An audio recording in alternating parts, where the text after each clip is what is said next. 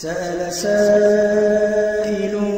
بعذاب واقع للكافرين ليس له دافع من الله ذي المعارج تعرج الملائكة والروح إليه في يوم كان مقداره 50,000 سنة فاصبر صبرا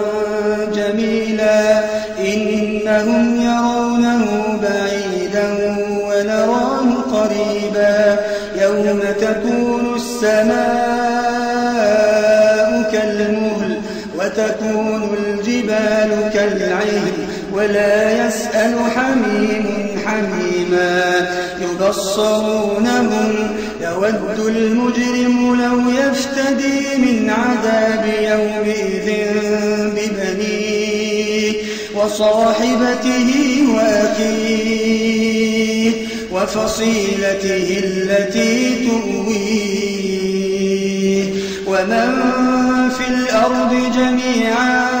ثم ينجيه كلا إنها لظى نزاعة للشوى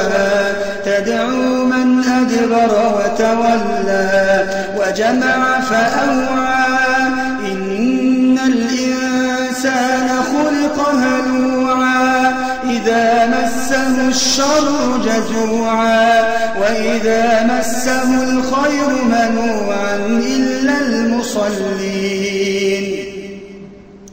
الذين هم على صلاتهم دائمون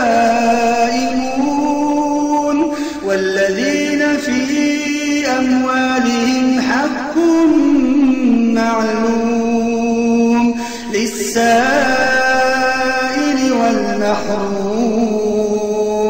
والذين يصدقون بيوم الدين والذين هم من عذاب ربهم مشفقون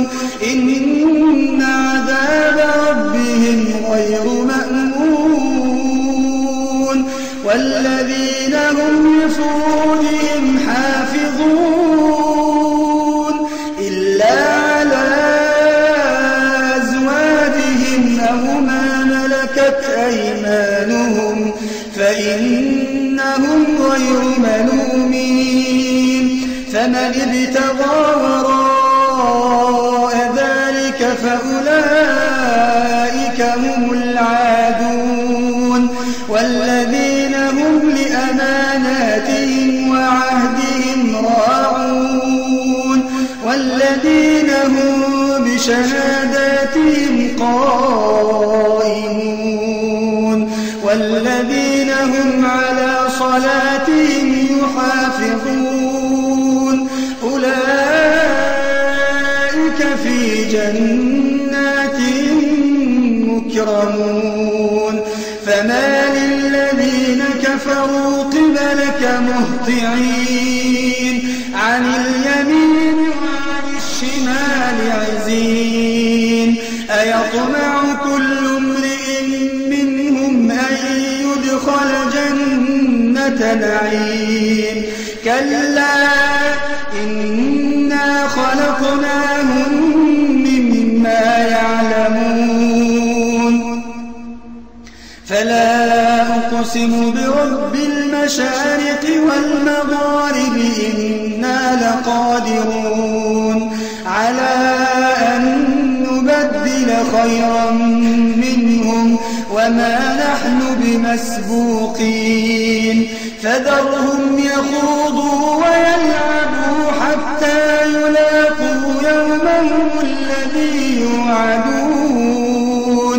يوم يخرجون من الأجداث سراعا كأنهم إلى نصب يوفضون خاشعة أبصارهم ترهقهم ذلة ذلك اليوم